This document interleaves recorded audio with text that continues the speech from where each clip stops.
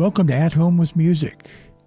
We've talked a lot about chords and chord progressions on this channel, and we recently looked at something known as the circle of fifths for harmonic progression. This is a different circle of fifths than the one that I've talked about in other videos, so I'll link to that video in case you need to review this concept. But we'll do a really quick review here. Basically, this circle of fifths uses Roman numerals because each numeral represents a specific note or chord in a particular key. So when you're using the circle of fifths for harmonic progression, you need to determine what key you're in.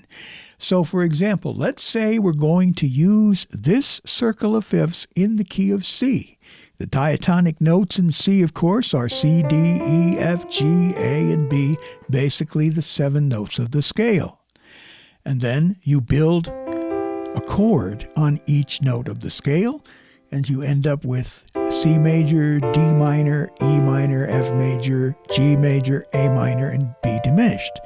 So, and this is review for a lot of you, I understand, each chord is built only with notes from the scale. And then each chord, of course, has its own corresponding Roman numeral. We have 1, 2, 3, 4, 5, 6, and 7. Now, we put them in the circle with the root of each chord being a diatonic note. It'll either go up a fourth as you go clockwise around the circle, or it'll go down a fifth. So since we are only using diatonic notes, we will sometimes get a diminished interval instead of a fourth, perfect fourth, or perfect fifth. So for example, if we're going up, we'll go up from C to F. That's a perfect fourth. And it'll go from C major to F major. But when we go up from F, staying within the diatonic notes and chords built on the diatonic notes in the key of C, we end up on B. We end up with B diminished. By the same token, if we're going down a fifth, let's start on C. We go down a fifth to F. So as you can see, if we go up a fourth, we end up on F. If we go down a fifth, we end up on F. And then if we go down another fifth, but we have to stay within the diatonic notes, we end up on B again. So we end up with a chord progression if we play our way around the circle going clockwise.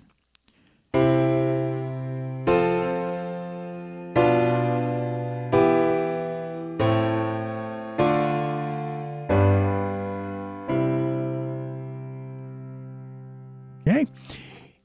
If we do it in the minor key, we end up with an even more familiar chord progression. So we start on A. You'll notice that this circle of fifths for harmonic progression has a second set of Roman numerals inside the first set. So one is major key, the other is the relative minor. We end up with this very familiar sounding progression.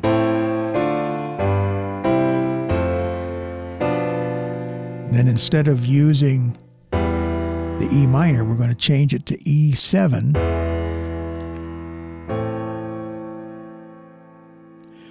So that's a quick review of how that works.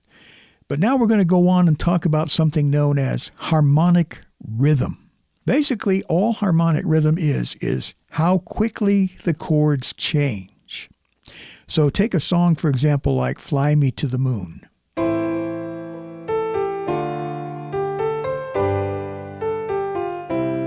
So you'll notice the chords change basically at the beginning of every measure. So if we're in 4/4 time, we would call this a whole note harmonic rhythm. 1, 2, 3, 4, 1, 2, 3, 4. 1, 2, 3, 4, 1, 2, 3, 4, and there's that E7 chord.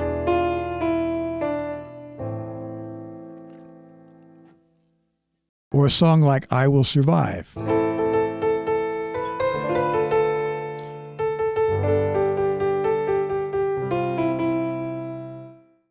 So each chord in these examples lasts for 4 beats.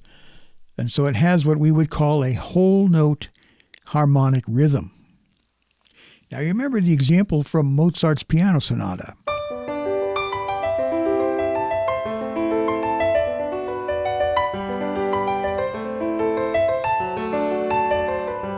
I know I'm not playing the notes exactly right. In this example, each chord lasts 2 beats, and so we have a faster harmonic rhythm.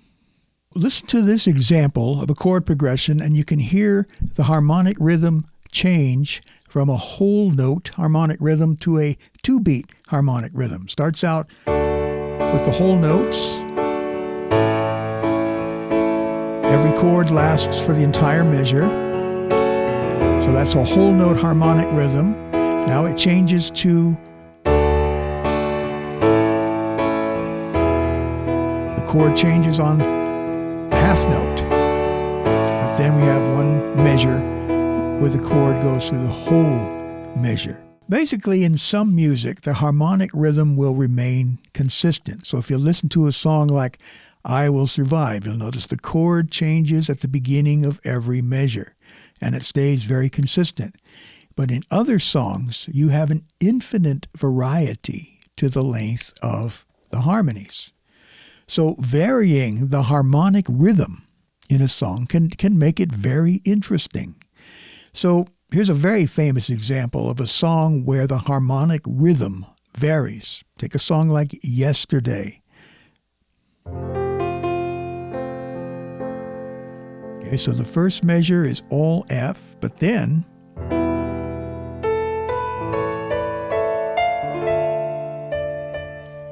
now the harmonic rhythm goes twice as fast. So you have F for one measure, and then you have E minor, A, and then D minor, and then B flat, C. So you can see that the harmonic rhythm of this very famous song varies from whole note harmonic rhythm to half note harmonic rhythm. So if you study the whole song, you'll notice that the harmonic rhythm is constantly changing, and that makes it very interesting. Now, there are other things that make this song even more interesting, and we'll get into that in future videos. Or take a song like Goodbye Yellow Brick Road. It starts out with a very fast harmonic rhythm. The chord is changing on every beat. But then it goes into a whole note harmonic rhythm. Or actually half note.